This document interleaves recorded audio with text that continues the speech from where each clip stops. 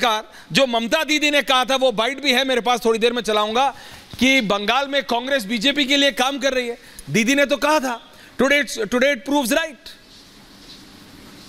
कि अधीर रंजन चौधरी और शुभेंदु अधिकारी की जो पुरानी दोस्ती है वो काम आ रही है। संजय दादा का ऑडियो। हाँ संजय दादा। गुड इवनिंग ऐश्वर्य जी, जय सिया रामचंद्र जी की जय। जय श्री राम। हाँ बोलिए दादा। जय। मैं एक चीज बताना चाहता था। इसके पहले जब अधीर रंजन चौधरी के बारे में हम बोले थे, या बीजेपी के हाथ में तंबाकू खाते हैं, हाँ।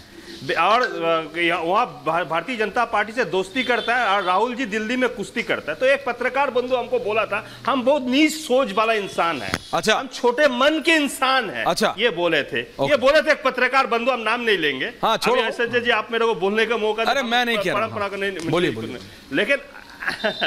लेकिन आज सिचुएशन क्या हो गया, देखिए आज सिचुएशन ऐसा हो गया है, हकीकत आ गया सामने में, और इसको हार का डर इसको बोखला गया है, इसको सता रहे हैं। और जो 6 तारीख में वो भूतपूर्व सांसद होने, 4 तारीख के बाद में ये भूतपूर्व सांसद हो जाए। बात सिर्फ सांसद की बात नहीं है संजय सरकार, इसको थोड़ा जरा लार्जर पर्सपेक्टिव में देखिए। ये सिर्फ अधीर रंजन चौधरी की सीमित बात नहीं है। अधीर रंजन चौधरी सिर्फ एक सांसद नहीं है, वो कांग्रेस के लोकसभा में नेता प्रतिपक्ष है, लीडर ऑफ। ये बात हो गई कि अभी पंकज शर्मा जी बोले कि राहुल गांधी को नहीं, गौरव भाटिया को वोट दे दो।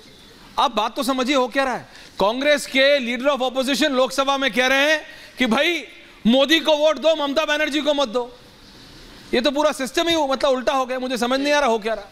नहीं, ये तो हम पहले से बोल के आ रहे हैं, जब भारतीय जनता पार्टी ने तो बोला था इसको दोस्ती है, और राहुल गांधी ये वो दोस्ती कर रहा है, राहुल गांधी यहाँ पर जंग लड़ रहे हैं।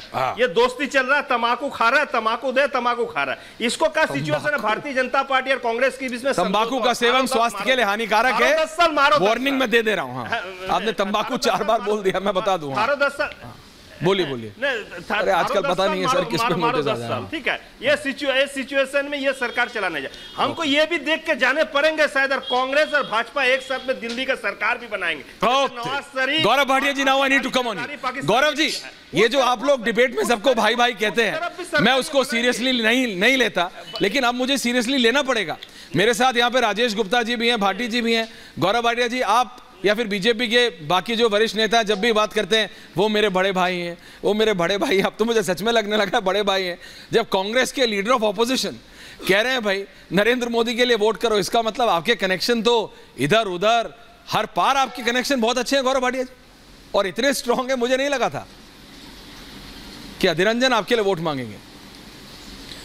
ऐश्वर्या जी देखिए, जो अधीर रंजन चौधरी का बयान आया है, भारतीय जनता पार्टी को वोट दे देना लेकिन टीएमसी को वोट मत देना। पहली बात तो हमें किसी के लड्डू की, किसी के बैसाखी की जरूरत नहीं है। भारतीय जनता पार्टी पश्चिम बंगाल में सभी सीटों पे जीतेगी, आप देखिएगा। लेकिन एक बड़ा संदेश है इस चुनाव में ऐश्वर्या जी, हमें वो समझने की जरूरत। प्लीज समझाइए। नरेंद्र मोदी जी के नेतृत्व में एनडीए जो है, एनडीए एकजुट है। आप किसी भी घटक दल से पूछे आपका नेता कौन, वो बोलेगा नरेंद्र मोदी जी। वोट किसको देना है? एनडीए को देना है। लेकिन यहां पे क्या है, अधीर रंजन चौधरी जो कि कोई छोटे मोटे नेता, छुटपैये नेता नहीं है, वो लीडर है, लीडर सदन में ऑपोजिशन के। और उसके बाद वो क्या कह रहे हैं? वो कह रहे हैं कि टीएमसी को वोट मत देना। इसका मतलब कितना जंगल राज पश्चिम बंगाल में है। यही बात तो भारतीय जनता पार्टी के वरिष्ठ नेता कहते हैं कि कानून व्यवस्था ध्वस्त है, ममता बनर्जी मस्त है, संदेश खाली हुआ। दूसरी बात आप सोचिए, चिंतन करिए, और पार्टी के जो लकीर है उससे ऊपर उठ के करिएगा। गौरव जी, क्या कांग्रेस के कार्यकर्ता मारे नहीं गए पश्चिम बंगाल में? मारे गए। किसने मारा? लोगों ने कहा टीएमसी के गुंडों ने मारा। चाबी नहीं है। प्लीज इनको चुप करा लीजिए प्लीज। ऐश्वर्या जी, एक एक करके ठीक नहीं है। एक एक करके बोलिए। इनके बीच में नहीं बोला था कोई, आपके बीच में भी नहीं बोलेगा, बोलिए।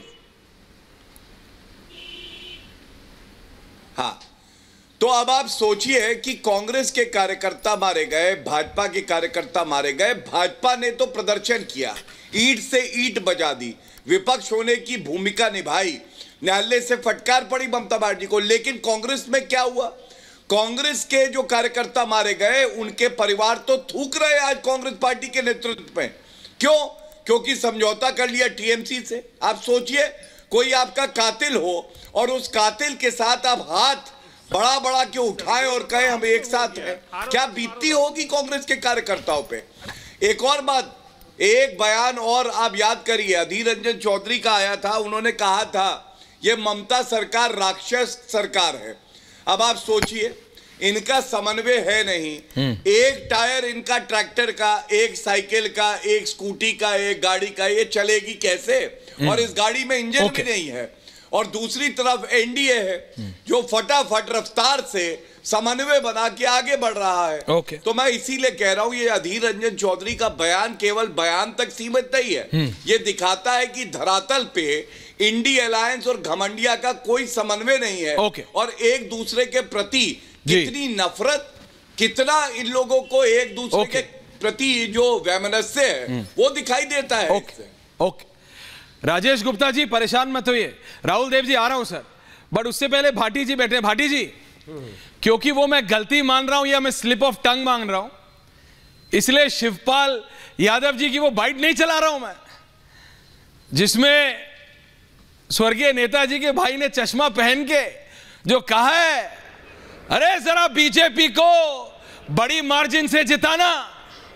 हो सकता है स्लिप ऑफ टंग हो, एक बार नहीं कहा। हालांकि राहुल देव जी सच बता रहा हूं, there is a bite, rally में है, स्टाइल में है शिवपाल जी, पूरा चश्मा लगाए हुए हैं काला।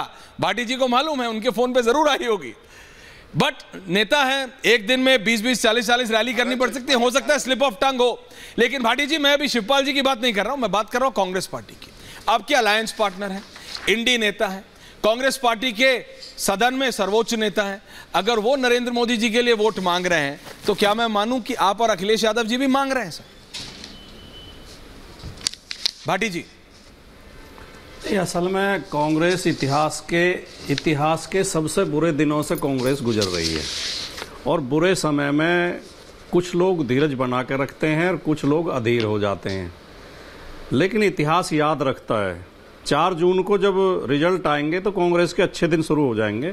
उस समय वे लोग भी याद रखे जाएंगे जो संकट के समय में, बुरे से बुरे समय में भी, जिन्होंने धैर्य नहीं खोया और अपनी पार्टी के लिए मेहनत की, प्रयास किया, खतरे उठाए, नुकसान उठाए, और वे भी याद रखे जाएंगे जो अधीर हो गए बीच में। तो ये जो आप बाइट सुनवा रहे हैं अधीर रंजन चौधरी की, ये उनका, मैं कहूँगा कि बुरे दिन देख के, संकट देख के शायद कुछ थोड़े बहुत बौखला गए हैं, कुछ इधर उधर हो गए हैं। वो गलत जो भी बोला है गलत बोल रहे हैं। लेकिन मुझे ये भी लगता है कि किसी एक सीट के संदर्भ में वो कह रहे थे, कहीं एक सीट पर कोई व्यक्तिगत खुन्नस होगी उनकी, तो प्रत्याशी से नहीं, आप बताइए मेरे को, तो क्या शिवपाल जी का भी मैं ये मान लूं कि क्या उनकी भी कोई व्यक्तिगत खुंदस होगी जो कह रहे हैं बीजेपी को बड़ी मार्जिन से जिताना? देखिए, ये सिर्फ एक पर्सनल पर्सपेक्टिव में नहीं देखा जा सकता। अधीर रंजन चौधरी कांग्रेस के नेता प्रतिपक्ष हैं, एलओपी हैं लोकसभा में, it's a very serious issue. Shivpal ji का स्किप ऑफ टंग हो सकता है, जहां तक शिवपाल जी का स्लिप ऑफ टंग हो सकता है, खुद समझ रहे हैं, ये सच्चाई यही है। हाँ, वो कह ये रहे थे कि बीजेपी को बड़े मार्जिन से हराना। हाँ, और वो बोल गए, गलत होता है सर, हमसे भी होता है, दूसरा निकल जाता है सर, सबसे होता है, मैं मानता हूं। लेकिन coming back to Adhir Ranjan Chaudhary, Adhir Ranjan Chaudhary की बात को हल्के में नहीं लिया जा सकता। उत्तर दे दो जरा। आ रहा हूं Gaurav ji, just let him complete और फिर आ रहा हूं। हाँ, नहीं, बिल्कुल मैं आपकी बात से सहमत हूं, लेकिन इसमें हम क्या कहें, अभी कांग्रेस का तृणमूल हम क्या कहें, आम आदमी पार्टी क्विकली, राजेश गुप्ता जी आप भी